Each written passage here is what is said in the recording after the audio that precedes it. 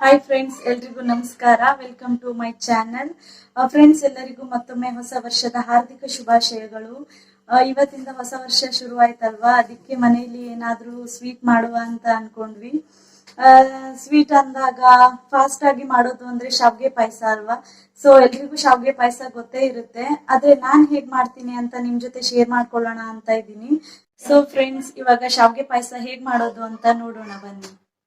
ಶಾವಿಗೆ ಪಾಯಸ ಮಾಡಲಿಕ್ಕೆ ಏನೆಲ್ಲ ತಗೊಂಡಿದ್ದೀನಿ ಅಂತ ಹೇಳಿದರೆ, ಮೊದಲನೇದಾಗಿ ದ್ರಾಕ್ಷಿ, ಹಾಗೆ ಗೋಡಂಬಿ, ಹಾಗೆ ಬಾದಾಮ್, ಹಾಗೆ 2-3 ಏಲಕ್ಕಿ, ಹಾಗೆ ಇನ್ನೊಂದು ಕಡೆ ಹಾಲು, ಶಾವಿಗೆ, ಹಾಗೆ ಸಕ್ಕರೆ. ನಾನು ಇಷ್ಟು ಐಟಮನ್ನು ತಗೊಂಡಿದ್ದೀನಿ ಪಾಯಸ ಮಾಡಲಿಕ್ಕೆ. ಇವಾಗ ಒಂದು ಪಾತ್ರೆಗೆ ಸ್ವಲ್ಪ ತುಪ್ಪ ಹಾಕಿ ಬಿಸಿ ಮಾಡ್ಕೊಳ್ತಾ ಇದ್ದೀನಿ. ಅದಕ್ಕೆ ಸ್ವಲ್ಪ ಕಾದ ನಂತರ ಇನ್ನೇನು ಡ್ರೈ ಫ್ರೂಟ್ಸ್ ಎಲ್ಲ ತೊಗೊಂಡಿದ್ದೀವಲ್ವ, ಅದನ್ನೆಲ್ಲ ಹಾಕ್ತಾ ಇದ್ದೀನಿ. ಗೋಡಂಬಿ, ಬಾದಾಮ್, ಹಾಗೆ ದ್ರಾಕ್ಷಿ, ಇವು ಮೂರನ್ನು ಹಾಕ್ಕೊಂಡು ಚೆನ್ನಾಗಿ ಮಿಕ್ಸ್ ಮಾಡ್ಕೊಳ್ಬೇಕು. ಸ್ವಲ್ಪ ಹೊತ್ತು ಮಿಕ್ಸ್ ಮಾಡಿಕೊಂಡ್ರೆ ಸಾಕಾಗುತ್ತೆ. ಸ್ವಲ್ಪ ಗೋಲ್ಡನ್ ಕಲರ್ ಬರೋ ತನಕ ಅಷ್ಟೇ ಚೆನ್ನಾಗಿ ಫ್ರೈ ಆಗಬೇಕು ತುಪ್ಪದಲ್ಲೇ. ಇದೀಗ ಫ್ರೈ ಆಗ್ತಾ ಇದೆ, ನೋಡಿದರೆ ಗೊತ್ತಾಗುತ್ತೆ, ಕಲರ್ ಚೇಂಜ್ ಆಗ್ತಾ ಇದೆ. ಇವಾಗ ಸಾಕಿದ್ದು, ಇದನ್ನೆಲ್ಲ ಒಂದು ಪ್ಲೇಟಿಗೆ ತೆಗೆದಿಟ್ಕೊಳ್ಳೋಣ. ಇದಿಷ್ಟನ್ನು ಒಂದು ಪ್ಲೇಟಿಗೆ ಹಾಕ್ಕೊಳ್ಬೇಕು. ನೆಕ್ಸ್ಟ್ ಇದೇ ತುಪ್ಪಕ್ಕೆ ನಾವು ಶಾವಿಗೆ ತೊಗೊಂಡಿದ್ದೀವಲ್ಲ, ಆ ಶಾವಿಗೆ ಹಾಕ್ಕೊಂಡು ಫ್ರೈ ಮಾಡ್ಕೊಳ್ಳೋಣ.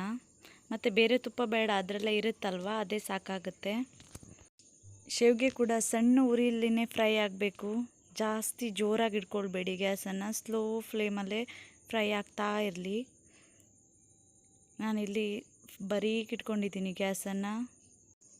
ರೋಸ್ಟೆಡ್ ಶಾವಿಗೆ ತೊಗೊಂಡ್ರೆ ಇಷ್ಟೊಂದು ಫ್ರೈ ಮಾಡೋ ಅವಶ್ಯಕತೆ ಇಲ್ಲ. ನಾನು ಅನ್ರೋಸ್ಟ್ ತೊಗೊಂಡಿರೋದ್ರಿಂದ ಸ್ವಲ್ಪ ಫ್ರೈ ಮಾಡ್ಕೊಳ್ಬೇಕಾಗತ್ತೆ. ನೀವು ರೋಸ್ಟ್ ತೊಗೊಂಡ್ರೆ ಇಷ್ಟೆಲ್ಲ ಹೊತ್ತ ಫ್ರೈ ಮಾಡೋಕ್ಕೆ ಹೋಗಬೇಡಿ, ಗೊತ್ತಾಗುತ್ತೆ ನಿಮಗೆ. ಹಾಗೆ ಯಾರೆಲ್ಲ ನನ್ನ ಚಾನಲನ್ನು ನೋಡ್ತಾ ಇದ್ದೀರಾ, ಪ್ಲೀಸ್ ನನಗೊಂದು ಲೈಕ್, ಶೇರ್, ಹಾಗೆ ಸಬ್ಸ್ಕ್ರೈಬ್ ಮಾಡಿ. ಹಾಗೆ ಶಾವಿಗೆ ಕಲರ್ ಕೂಡ ಚೇಂಜ್ ಆಗ್ತಾ ಬಂತು. ಸ್ವಲ್ಪ ಗೋಲ್ಡ್ ಆಗಿದೆ, ಇನ್ನೊಂದು ಸ್ವಲ್ಪ ಗೋಲ್ಡನ್ ಕಲರ್ ಬರಬೇಕು. ಹೀಗೆ ಫ್ರೈ ತಿರುಗಿಸ್ತಾ ಇರಿ, ಇಲ್ಲಾದರೆ ಕೆಳಗಡೆ ಅಡಿ ಹಿಡಿದ್ಬಿಡುತ್ತೆ. ನಾನು ಸ್ಟೀಲ್ ಪಾತ್ರೆಯಲ್ಲಿ ಮಾಡೋದ್ರಿಂದ ಅಡಿ ಹಿಡಿಯೋ ಸಾಧ್ಯತೆ ಜಾಸ್ತಿ ಇರುತ್ತೆ, ಹಾಗಾಗಿ ತಿರ್ಸ್ತಾನೇ ಇದ್ದೀನಿ. ಇವಾಗ ಆಗಿದೆ. ಇವಾಗ ಇದನ್ನು ಕೂಡ ಇನ್ನೊಂದು ಪ್ಲೇಟ್ಗೆ ಎತ್ತಿಟ್ಕೊಳ್ತಾ ಇದ್ದೀನಿ. ಮತ್ತು ಯಾರಾದರೂ ಹೊಸದಾಗಿ ಪಾಯಸವನ್ನು ಮಾಡಬೇಕು, ಕಲಿಬೇಕು ಅಂತ ಇರೋರು ಈ ಥರ ಮಾಡಿ ನೋಡಿ ಒಮ್ಮೆ, ತುಂಬ ಚೆನ್ನಾಗಿರುತ್ತೆ. ನಾನಿಲ್ಲಿ ಅದೇ ಪಾತ್ರೆಗೆ ಮತ್ತು 1.5 ಕಪ್ಪಷ್ಟು ಹಾಲನ್ನು ತೊಗೊಂಡಿದ್ದೀನಿ. ನೀವು ಇಲ್ಲ ಸ್ವಲ್ಪ ತಿಳುವಬೇಕು ಅನ್ನೋರು 2 ಕಪ್ ಕೂಡ ತಗೋಬೋದು.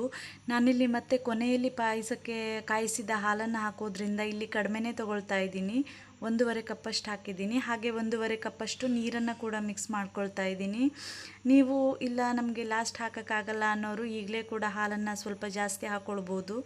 ನಾನಿಲ್ಲಿ ಮದುವೆ ಮನೆಯಲ್ಲೆಲ್ಲ ಮಾಡ್ತಾರಲ್ವ, ಆ ಟೈಪ್ ಪಾಯಸವನ್ನು ನಿಮಗೆಲ್ಲ ತೋರಿಸ್ತಾ ಇದ್ದೀನಿ.